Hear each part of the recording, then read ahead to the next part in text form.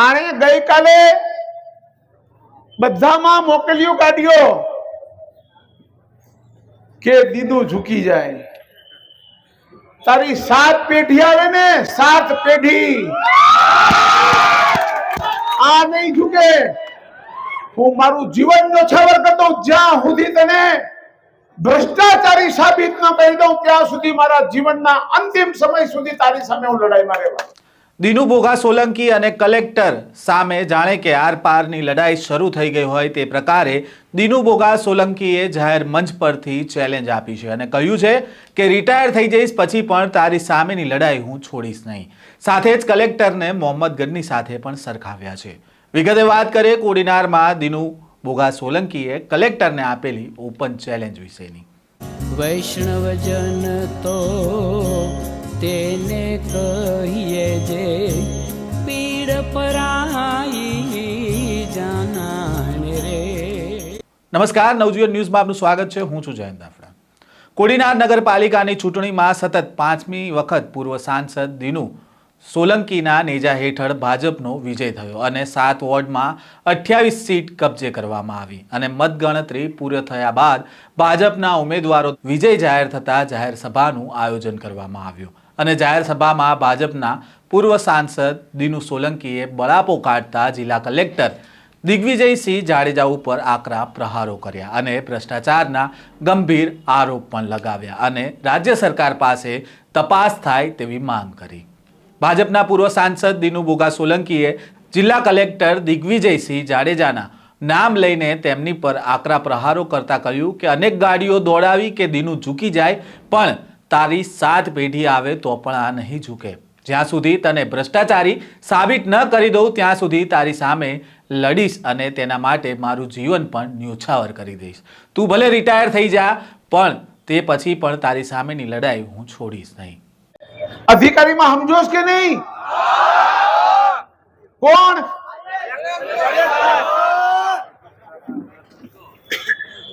આણે ગઈકાલે બધામાં મોકલ્યું કાઢ્યો કે દીદું ઝૂકી જાય. તારી 7 પેઢી આવે ને 7 પેઢી આ નહીં ઝૂકે. હું મારું જીવન ન્યોછાવર કરતો જ્યાં સુધી તને ભ્રષ્ટાચારી સાબિત ન કરી દઉં ત્યાં સુધી મારા જીવનના અંતિમ સમય સુધી તારી સામે હું લડાઈમાં રહેવા. મને ખબર છે કે તું 2, 4, 5 મહિનામાં 6 મહિનામાં રિટાયર થઈ જા એ પછી પણ મારી લડાઈ હું તારી સાથે છોડીશ નહીં. તને પૂછવું હોય તો પૂછી લેજે. કોડીનારના કડેલને ને શાસ્ત્રીને સુપ્રીમ કોર્ટ સુધી અમે છોડ્યો નતો એને. અને તું તારે ભ્રષ્ટાચાર કરવા છે, તારે રૂપિયા ભેગા કરવા છે અને તું અમને દબાવ આવે છે એમ. મારું જેટલું પણ ગેરકાયદેસર હોય ને એટલું તું તારે પાડી નાખ એટલે મારે બધું કાયદેસર થાય. મારા છોકરાઓને પછી શાંતિ. પાડી નાખ, જેટલું હોય એટલું કાઢી નાખ. મારા બાપાએ મને ખૂબ આપ્યું છે. મારે તને કેવું છે મિત્રો, પણ હું તને કઈ પ્રશ્નો પૂછવા માંગુ છું આ જાહેર મંચમાંથી.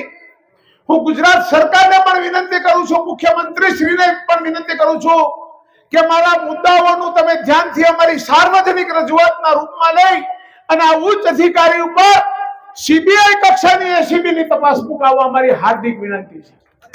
અમારા મુદ્દાઓ ખોટા હોય તો એમને જે પણ કાયદેથી થતું હોય ભલે મારી પર કરે, પણ અમારા મુદ્દાઓની તપાસ ગુજરાત સરકાર કરાવે એવી વિનંતી છે. જેટલા ભ્રષ્ટાચારના આ જિલ્લાને લૂંટવાના જેટલા ભાઈએ કારનામા કર્યા છે એની હું જાહેર મંચ ઉપરથી ગુજરાત સરકાર પાસે હું માંગુ છું કે આની તપાસ થવી જોઈએ અને કોઈ પણ અધિકારી જો ભ્રષ્ટાચારમાં રતપ્રત હોય એની સામે અમે તપાસ માંગીએ છીએ. આ સોમનાથ ગીર સોમનાથ જિલ્લાના કલેક્ટર દિગ્વિજયસિંહ જાડેજા માટે અમે તપાસ માંગીએ છીએ. એનાથી જે પણ કાયદાથી થતું હોય મારી પર કરે, મને વાંધો નથી, પણ હું પ્રજાનો પ્રતિનિધિ છું અને પ્રજાએ મને ચૂંટ્યો છે. મારે ચોક્કસપણે કહેવું છે કે મારે મારા ઉપર પણ જોખમ લઈને જે કરવું પડે પ્રજા માટે હું કરીશ. કેમ કે મારી લડાઈ કોઈ સામાન્ય માણસ સાથે નથી, 5000 વર્ષ પહેલા આવ્યો તો મોહમ્મદ ગજની, વિદેશથી આવ્યો તો સોમનાથને લૂંટવા માટે, અને આજે આ આપણો આધુનિક લાયસન્સદાર લૂંટેરો હમણાં આવ્યો છે આપણા સોમનાથ જિલ્લાને લૂંટવા માટે. એ લૂંટતા હું રોકવા માટેનું મારું સર્વસ્વ અર્પણ કરવું પડે તો હું કરી દેવાનું છું. આપ બધાને યોગ્ય લાગે તો મારા ભ્રષ્ટાચાર મુક્તિ આંદોલનમાં આપ બધા પણ જોડાજો. આવનારા દિવસોમાં હું સોમનાથ જિલ્લાને ભ્રષ્ટાચારમાંથી મુક્ત કરવા માટેનું એક આંદોલન ચલાવવાનો છું. અને અત્યારે તો માત્ર ને માત્ર આ જિલ્લા કલેક્ટર ઉપર જ મારું કામ કેન્દ્રિત છે. એની હું વાત ગાયકવાડીમાં સમજો છો ને તમે કે અમારી ચારે બાજુ નવાબી રાજ હતું, આ બાજુ ફિરંગીઓ હતા દીવમાં, અને આ કારડિયા રાજપૂત સમાજ અહીં અખંડ અને અમર. અમે ગાયકવાડ સરકાર સાથે રહીને અમારું અસ્તિત્વ ટકાવી રહ્યા છીએ. અમે લોકો આજે બી કહીએ છીએ કે તમારા જેવા અધિકારીઓ તો આવે ને જાય, અને તમારા જેવા ખાતર જો અગર ખપી પણ જવું પડે મારી પ્રજા માટે તો ખપીને પણ હું એને છોડીશ નહીં. હું એટલા માટે કહું છું કે આ ભ્રષ્ટાચારી આત્માના શરીરમાંથી જો આત્મા ન ભ્રષ્ટાચારનો આત્મા છોડાવું તો મારું નામ દીનો નથી. હું આપ બધાને કહું છું કે મારા ભ્રષ્ટાચાર નાબૂદી અભિયાનમાં આપ બધા જોડાઓ, અને આવા ભ્રષ્ટ અધિકારીને આપણા જિલ્લામાંથી એને બરાબરની પૂરી તપાસ કરીને એને યોગ્ય સજા મળે ત્યાં સુધીની લડાઈમાં આપ બધા મારી સાથે રહો.